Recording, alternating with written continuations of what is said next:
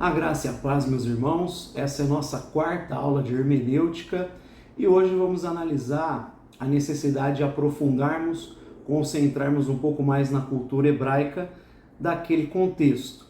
Enquanto naquele contexto chamar algumas pessoas de jumento, gazela, como é o caso no livro de Cântico dos Cânticos, hoje esse tipo de expressão não é muito bem recebido, é visto até como uma ofensa.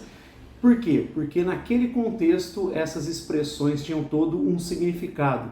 Então quando falamos de analisar, é também sem levar em conta a evolução da língua. Precisamos analisar aquele momento específico e qual era o sentido de algumas expressões naquele contexto específico, essas expressões idiomáticas, elas que vamos observar nessa aula, aquilo que nós chamamos de hebraísmos, como também vamos analisar alguns símbolos nas escrituras que ressaltam alguns conceitos, algumas verdades para nós. Então vamos começar com os hebraísmos. O primeiro que nós vamos analisar é o hebraísmo de posse e poder. Então o Salmo 108, 9 e o Salmo 60, verso 8, a gente vai ver expressões como: sobre Edom lançarei a minha sandália, sobre a terra dos filisteus cantarei o meu triunfo. Então nesse texto, lançar a sandália, a ideia, ela vai se referir ao ato de tomar posse de alguma coisa ou dominar algo.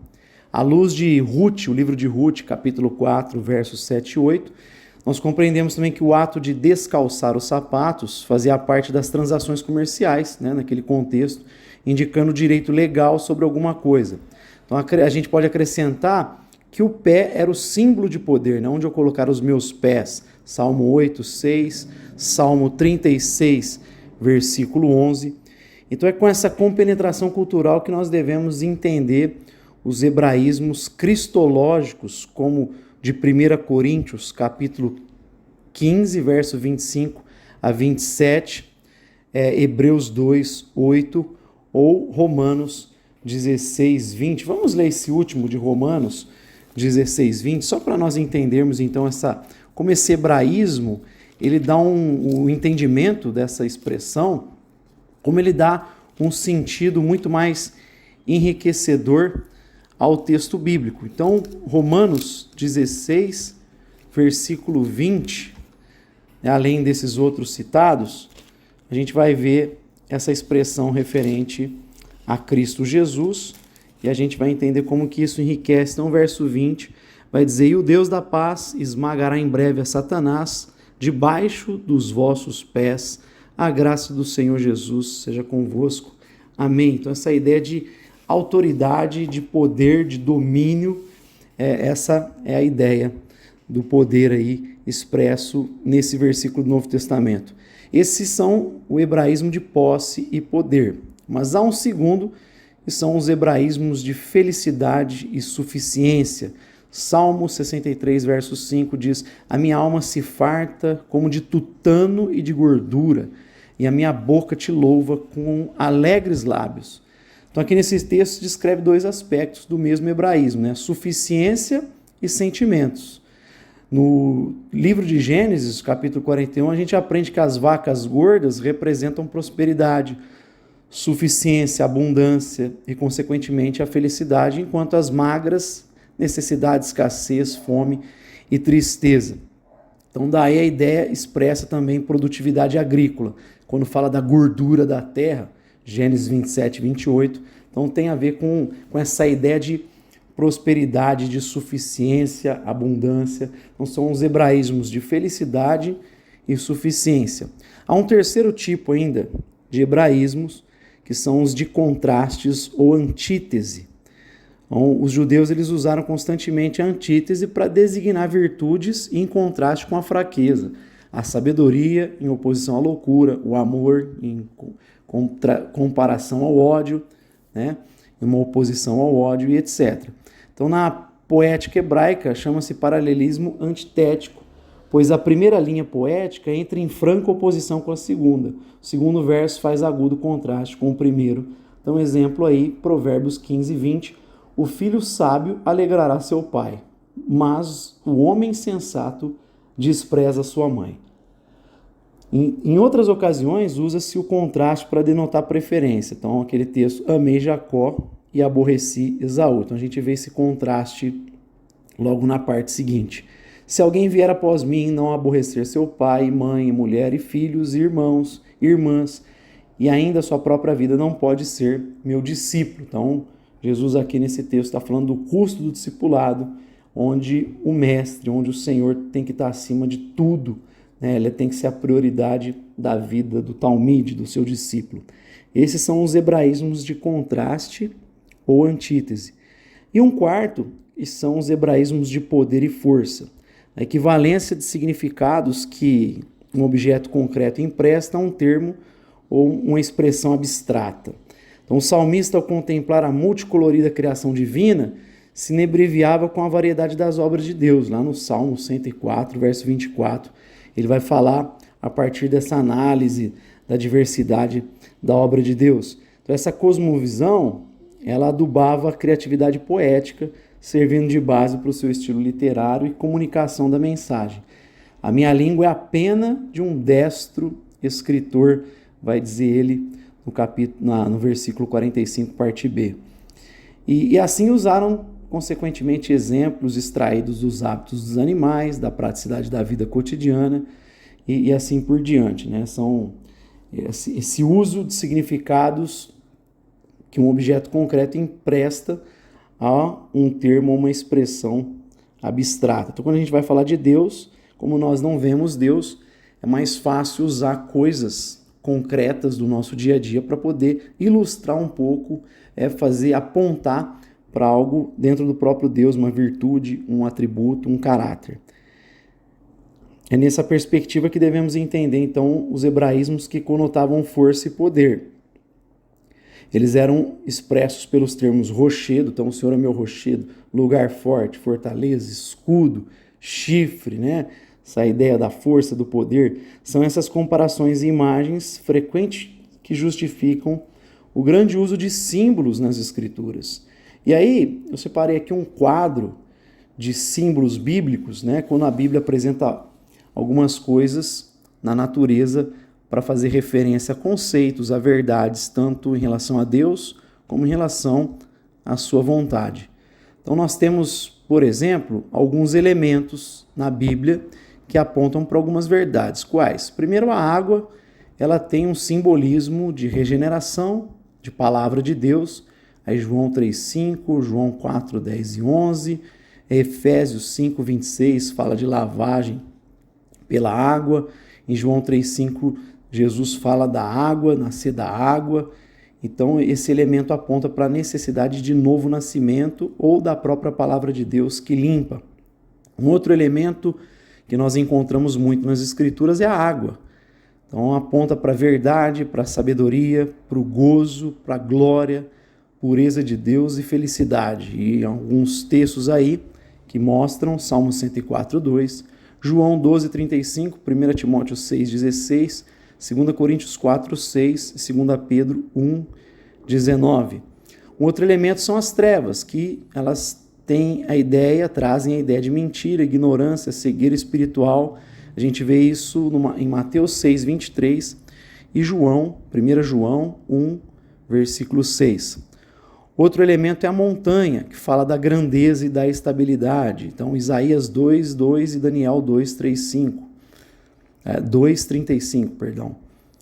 Outro elemento ainda o pó, que fala da fragilidade, da fraqueza, aponta para a finitude dos homens, e os textos que nós encontramos a ideia de pó, Gênesis 2:7 fala aí o homem do pó da terra, né? Jó 30:19 e Eclesiastes 3:20, que o homem volta ao pó. E um último elemento aí que nós vamos apontar é a rocha, que fala de fortaleza, abrigo, refúgio, aponta para Deus, aponta para o próprio Cristo. E aí a gente vê isso em Deuteronômios 32, 31, 1 Samuel 2, 2, Salmo 2, 3, 61, 2, Mateus 7, 24, esse aqui é de construir a casa sobre a rocha, Romanos 9, 33 e 1 Pedro 2, 8. Então são alguns elementos aí que apontam para essas verdades. Há também no aspecto da botânica, quando a Bíblia fala de árvores, As ideias de árvores altas falam de governantes, e quando fala de baixas, se refere ao povo. Então, um exemplo, Ezequiel 31, do 5 ao 9, e Apocalipse 7, versículo 1. Ainda dentro do universo botânico, espinhos e abrolhos falam das más influências. Tá? Então, vocês têm a referência bíblica aí ao lado. Frutos falam da manifestação das atividades do homem. Frutos maduros, do verão, fala da aproximação do fim. Frutos bons, de atos piedosos. Frutos maus, falam da conduta iníqua. Ainda a gente tem a vinha, que fala sobre grande fecundidade ou de destruição, inclusive, em Apocalipse a gente vê isso. Fala da ceifa, tempo de destruição, o mundo como um campo de trabalho para a igreja, A videira aponta para Cristo, muitas vezes para o próprio Israel, ou sentar-se sobre a própria videira fala de paz e prosperidade. Fala ainda dos rebentos, que são filhos descendentes, ramo frutífero os santos, ramos infrutíferos os maus educadores, maus discípulos. Palmas apontam para realeza, vitória e prosperidade. E figos, obras, atividades, figos bons e maduros as obras dos santos, figos maus e fora do tempo, ímpios maduros para o julgamento de Deus. Aí nós vamos para o outro âmbito, que são dos metais e pedras. Quando a Bíblia fala de ferro, ela está apontando para severidade, força e resistência. Quando ela usa a expressão do bronze, fala de força e firmeza. Quando ela fala de prata, ela aponta para o resgate e redenção. Ouro aponta para a glória de Deus, para a realeza e para a ideia de poder. E pedras preciosas da magnificência e formosura. Então ela quer ressaltar essas ideias.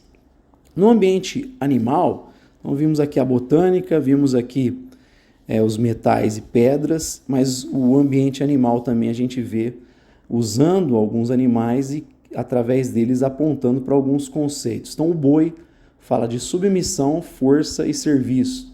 Então, o ato de trilhar grão sem ter atado a boca, o direito que tem o obreiro do seu sustento. Bode aponta para reis macedônios, especialmente Alexandre, ou ímpios e falsos pastores também são ilustrados com a figura do bode, esses que sentarão à esquerda no julgamento. Cabras falam de pessoas más, Mateus 25 aí. Cão, nós vamos ver falando de impureza, apostasia, falsos mestres e ministros infiéis. Raposa aponta para engano, astúcia e falsos profetas.